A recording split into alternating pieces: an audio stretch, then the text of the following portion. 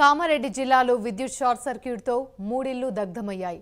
లింగంపేటలోని వీరమణి లక్ష్మీగౌడ్, రామకృష్ణ గౌడ్ల ఇళ్లలో విద్యుత్ short circuit తగిలి మూడిళ్లు అగ్నికి ఆహుతయ్యాయి.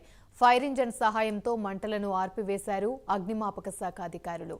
ఈ ఘటనలో సుమారు 15 లక్షల వరకు ఆస్తి నష్టం సంభవించినట్లుగా పేర్కొన్నారు బాధితులు.